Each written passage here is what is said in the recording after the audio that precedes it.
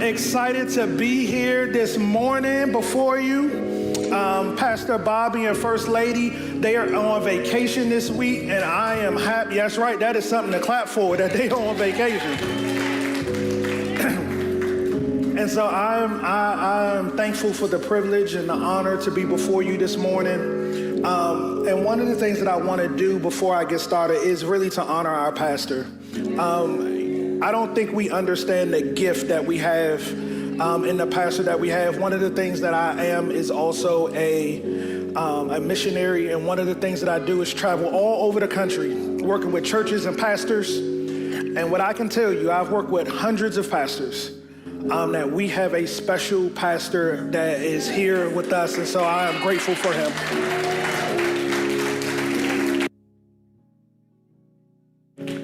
Well, I am here for a good time and not a long time, all right? So we won't be here long, but I do believe that I do have a word that is applicable to all of us. Now, this word, if I'm completely honest, this is a safe space, right? Yes. Y'all did not make me feel like this was a safe place right here. Is this a safe place for me? Yes. All right. This sermon actually is really for my daughter.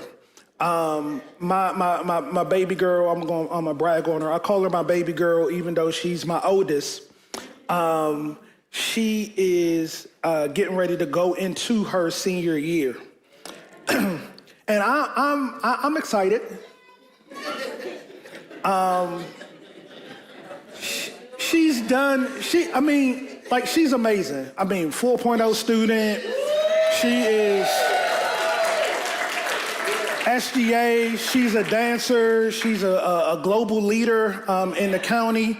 And so I am proud of her. She's never given me any trouble besides staying in my pockets. But other than that, she is doing what a daughter is supposed to do.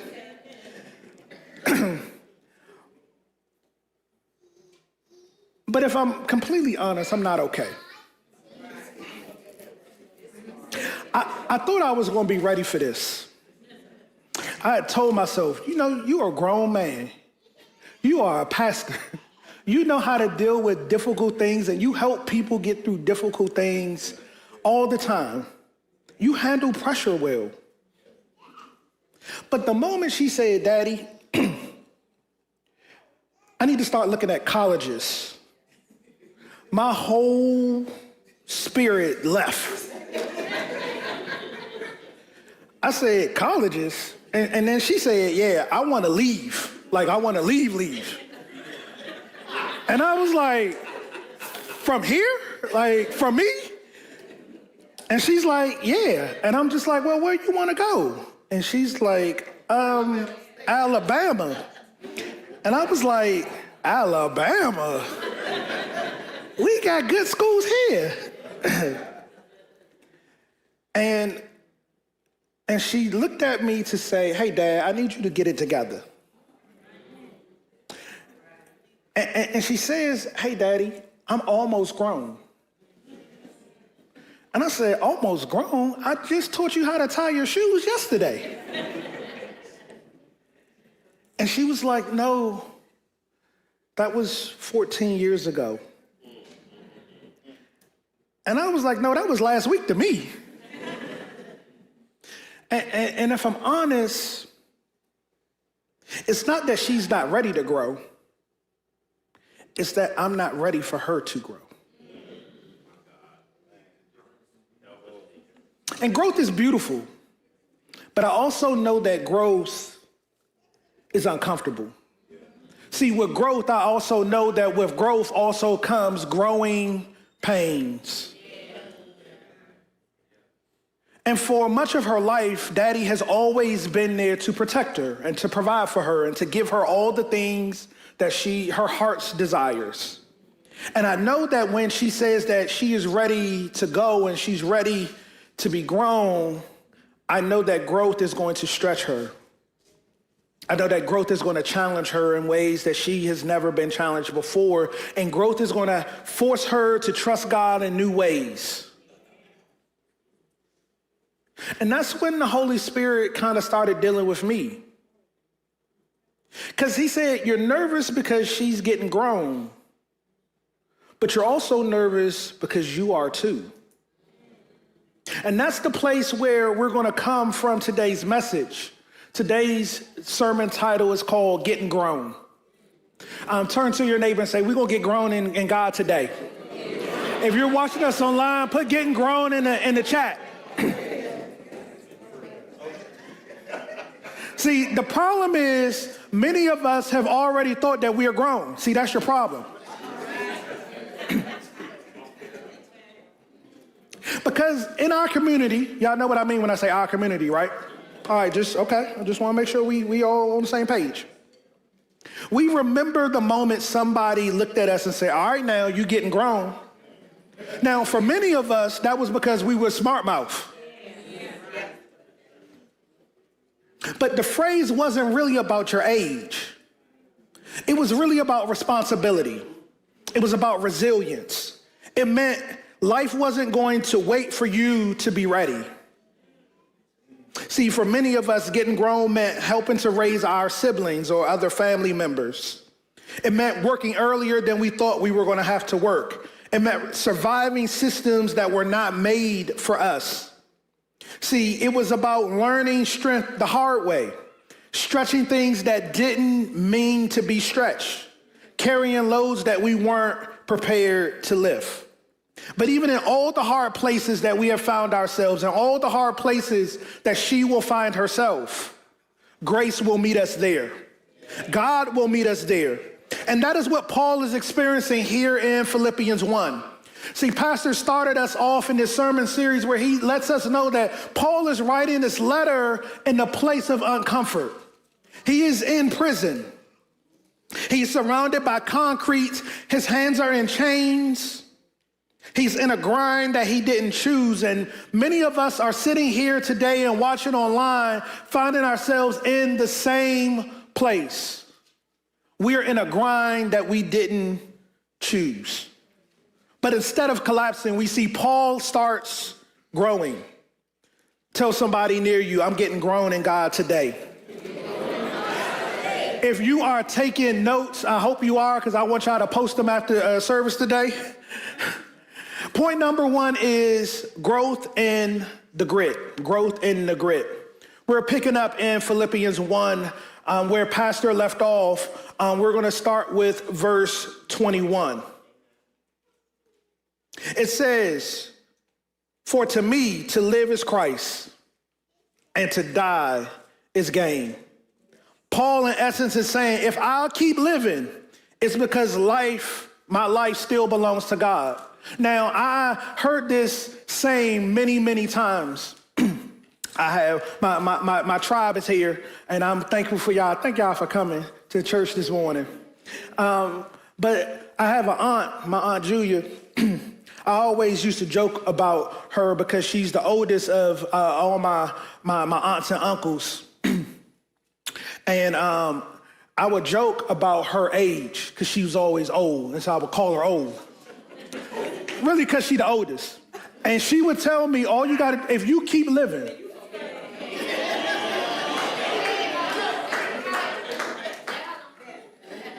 And that's really the essence of what Paul is saying. Hey, if I keep living, this is really going to be about for Christ and Christ alone. That is nothing about my life that is about me. And I wonder how many times or how often are we living life as if it only revolves around us, and that it has nothing to do with Christ and nothing to do with what Christ's plans are. See, our plans are generally plans for comfort. Now, who doesn't want to be comfortable? That's why we have these 26-inch chairs. Like, my whole bottom can fit on these chairs. Everybody wants comfort. But most of the time, Christ is calling us to the place of uncomfort.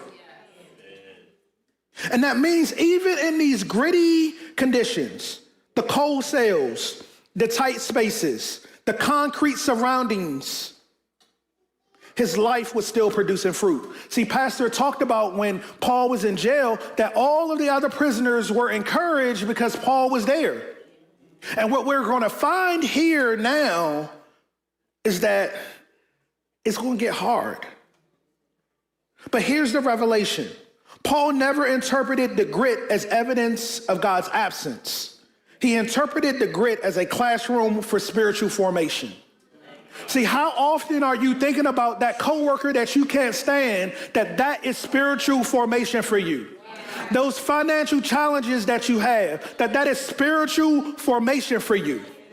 See, all we ever want is for God to get us out, and God wants to do something in you before he does something through you. And that's where we find ourselves this morning. Paul is saying to live is Christ. He means if God kept me in this hard place, then God is still forming me in this hard place. Grit doesn't cancel growth. Grit is where it is created. See, God often uses growth and gritty places together. See, Joseph grew in the grit of a pit and a prison. Moses grew in the grit of the wilderness. David grew in the grit of caves. And Jesus grew in the grit of Nazareth. See, you may think that the soil that you have is too hard, and God says, I can still grow you even though you feel the concrete. See, many of us know this personally. See, we were raised on grit. We survived off-brand cereal.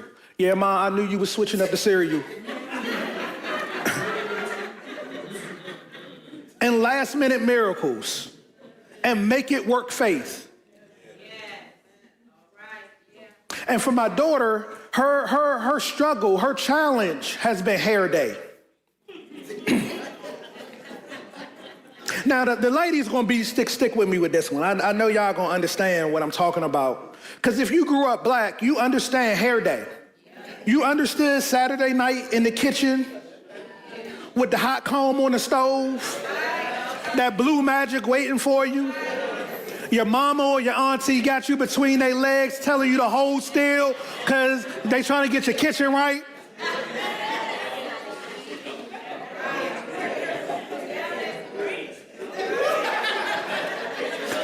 Some of y'all probably still got them burn stains on your neck. It was uncomfortable. It wasn't convenient, but it formed you. And on Sunday morning, with your edges laid and your hair shining, you had a confidence about you that nobody could tell you that you don't look good.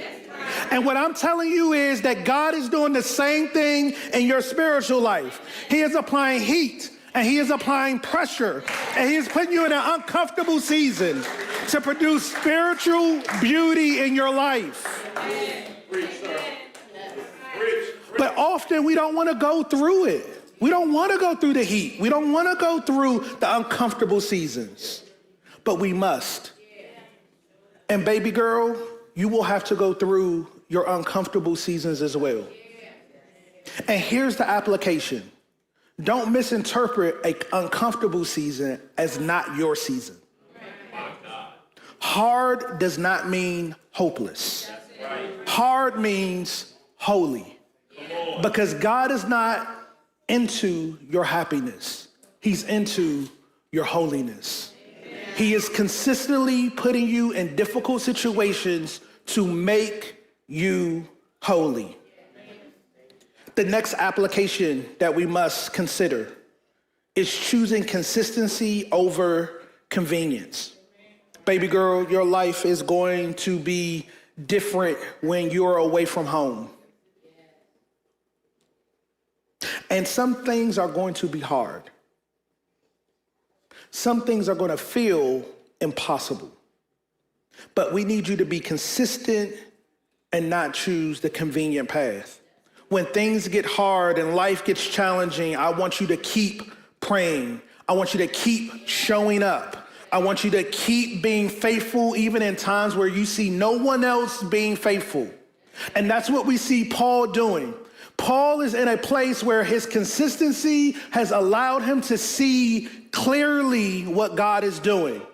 He has been consistent because this isn't the first time Paul has been arrested. He has gone through shipwreck. He has lost people. He has lost friends. He has been arrested several times, and this time is no different. And so he knows that God has been with him before, and God is with him now. And baby girl, I want you to know that God has been with you before, he is with you now, and he will be with you for all eternity. Somebody say, I'm getting grown today. Because here's the truth. Grit may grow you, but the grind will guide you. Sometimes the hard places help you to hear God clearer. Sometimes the closed doors will point you to the right one. Sometimes the pressure makes his voice rise above the noise. And everybody knows it, because when you get in that dire situation where all you have to do is call out to God, you hear a little better. You sense God's presence a little better, because you know that he is the only thing that will get you out of the circumstance that you are in. And grit may teach you how to stand, but guidance will teach you where to step. The same God that grew Paul in prison was also guiding Paul in purpose. If you're still taking notes, please jot this down. Guidance in the grind. Guidance in the grind. God clarifies Paul's purpose under pressure. Let's go back to the text. Verses 22 through 24. It says, if I am to live in the flesh, that means fruitful labor for me. Yet, which I shall choose, I cannot tell. I am hard pressed between the two. My desire is to depart and be with Christ, for that is far better. But to remain in the flesh is more necessary on your account. Paul is saying, if I keep living, that means fruitful labor. I feel torn, but it is necessary for me to stay. See, this divine guidance happens under pressure. In verse 22, we see about the fruitful labor. In verse 23, we get this internal struggle that is happening. But in verse 24, we gain clarity. See, staying is necessary. See, the pressure now becomes purpose. And our community knows pressure. The pressure to provide, the pressure to perform in spaces that do not welcome us, the pressure to represent not only ourselves and our families, but an entire race of people, the pressure to overcome in circumstances that are far beyond our control. It made me go back to one of the favorite movies. So we're trying to get my baby girl caught up because she wants to go to a HBCU. And so, now there are many to go to, but I know one. Yes, sir. But we're going,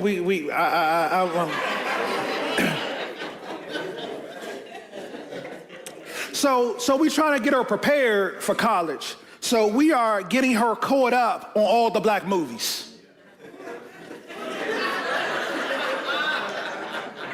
So the black movie that we need to watch is The Color Purple.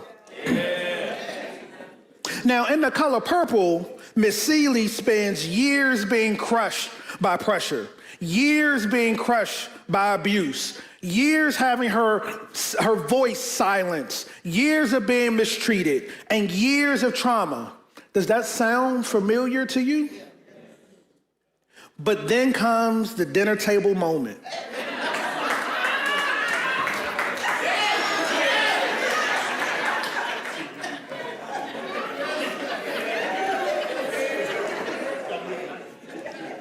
When she rises in clarity, and she's telling Mister some things about himself.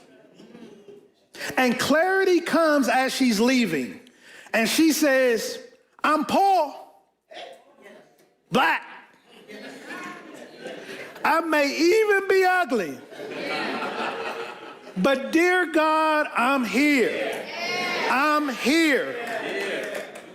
That was God guiding her, not out of comfort, but through pressure. Not out of luxury, but in the grind.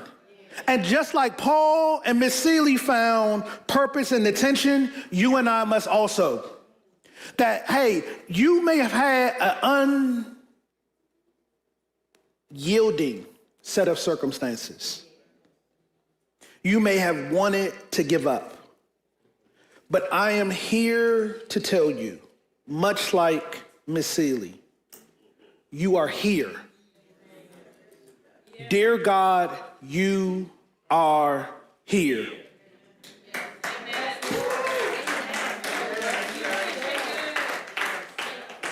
But there's some practical applications that go with this. See, one of those things is when you feel torn, you need to slow down. See, much of our lives and in our culture, we are taught to press through. We tell our black women that they have to push through pain and push through outcastingness. We tell our men to suck it up and that they don't have to cry and feel emotions.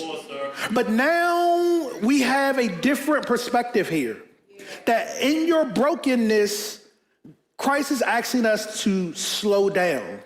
See, clarity often comes when we pause, not when we push. It is in those moments that God captures not just our hearts and minds, but also our souls. The practical application here is not just to slow down, but it's also to ask God questions. What are you trying to show me? But many times the question that we're asking is, God, why won't you get me out of this? We should be asking questions like, what am I holding on to that you want me to change? Instead of saying, God, change them. We should be asking questions like, God, what step is truly for you? Instead of saying, I want to do what I want. See, God is always guiding, even in the midst of the grind, and it's up to us to ask the right questions. And here's the revelation. God doesn't guide you just for you. Your pain becomes a platform. Your wounds become wisdom.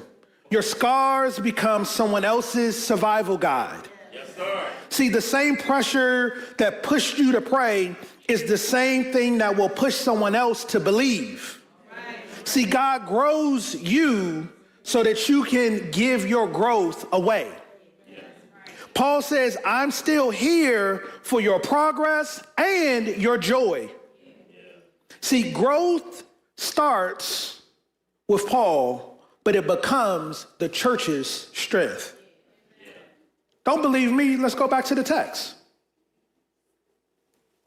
Philippians 1:25 and 26. It says, convinced of this, I know that I will remain and continue with you all for your progress and joy in the faith, so that in me you will have ample cause to glory in Christ Jesus because of my coming to you again. Point number 3, if you're still taking notes, I hope you are. Giving from the growth. Giving from the growth. Paul says, I know I'm going to remain for your growth and your joy. See, your growth is not meant to be gated, it's meant to be given. Amen. Scripture shows us, as we were talking about these folks earlier, Abraham was blessed to bless a nation. Joseph was positioned to save not just his family, but a family of nations. Paul's endurance not only strengthened him, but also strengthened the church. And Jesus' obedience saved the world. In our culture, Black growth has always been a shared experience. We rise on the prayers of our grandmothers. We stand on the strength of our Black women. We listen to the wisdom of our elders, and we stand on the sacrifices of our ancestors. It's always been a shared faith. Their story mattered and your story matters. Their survival mattered and your survival matters. Their growth happened for our growth to happen. It's one of the things that I love about going to a HBCU, because one of the things that you can't get out of is taking history. And I took history from before 1865. Yes, sir. Come on. And so they tell us the stories of our people and what has happened and transpired before they became slaves. How we were kings and queens. How we were founders of music and science and arts.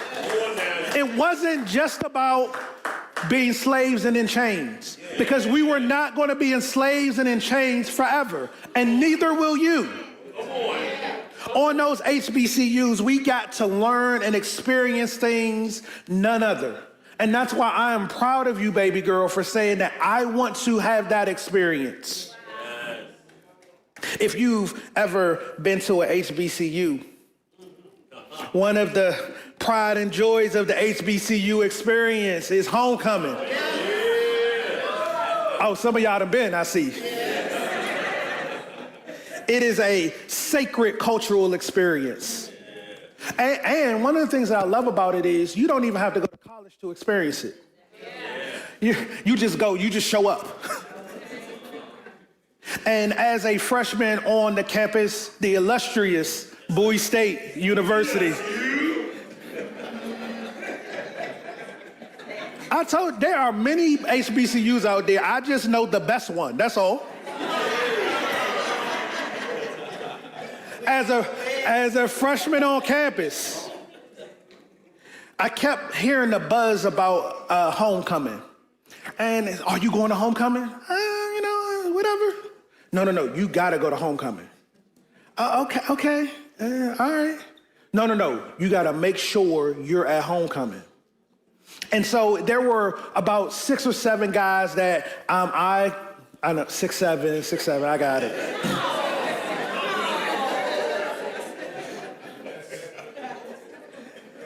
that I connected with freshman year, and we experienced homecoming. And I gotta tell you, I had the time of my life. It was fun, but it wasn't just about the fun. It also was about the wisdom that happened from the alumni. It was alumni that pulled us aside to tell us, let me tell you how I made it out of that class that you struggling to get out of. It was, here's what I learned about this professor. It was about, here's what kept me going when I thought I was going to quit. It was, I almost quit, but God. See, their stories became the strength for the next generation. And family, that's Paul, but that's also you. And we don't have to look very far. We can see that happening right here in our church. One of those guys that I was at Bowie State with is our very own Jeff Tyler. I've known Jeff for almost 20 years now, so that's a long time. But Jeff married his bride, Jennifer.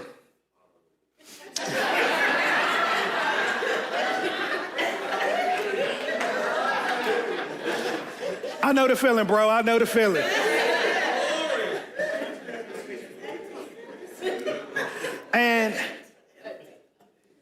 And for many years, they tried to have children. And it was almost as if God didn't hear her. And time again. Now, for us, we clearly can see that she is sitting there with her beautiful baby girl, Justice Joy.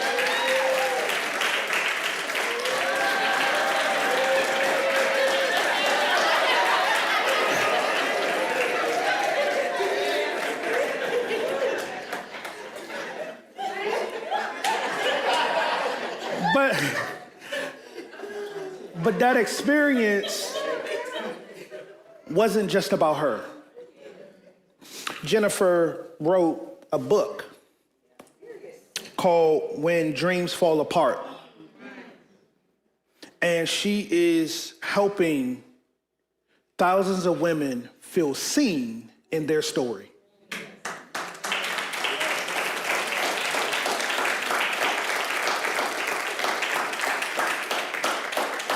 that she too experienced unbarrenness and that she too was struggling with hope. But she wrote a book that allowed them not just to feel seen, but also to experience hope.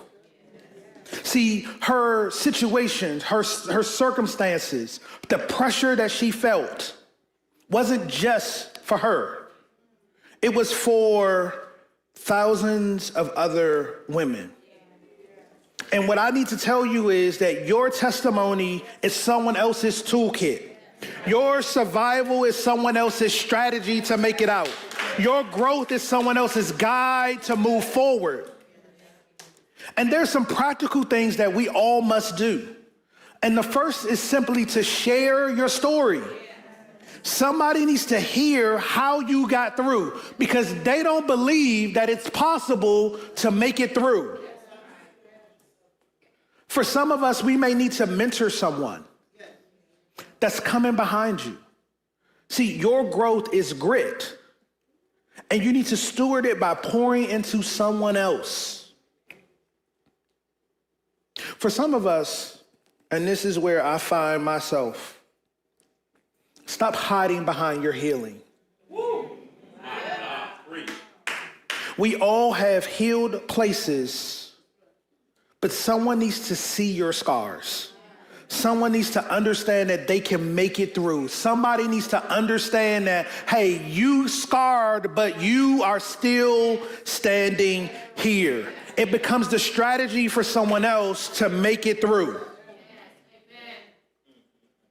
Family, I was driving here this morning trying to figure out how I was going to deliver the ending of this sermon. And I was listening, showing my age, because now I'm listening to 96.3, and I don't understand. I don't quite know how I got there, but I'm there, and that's what it is. And this morning, there was a song that was oh so familiar. And it said, as I look back over my life, and I think things over, I can truly say that I've been blessed. I got a testimony. Think about the moments you thought you wouldn't make it, and yet you kept moving. Think about the moments that the weight that you thought you couldn't carry kept you standing. Think about the storms that came to break you, yet you kept believing. You are here because grace refused to let the grind have the last word. And that is why we are here. Paul says at the very beginning, to live is Christ, and to die is gain. That no matter what I go through, no matter what I experience, this is all for the glory of Christ.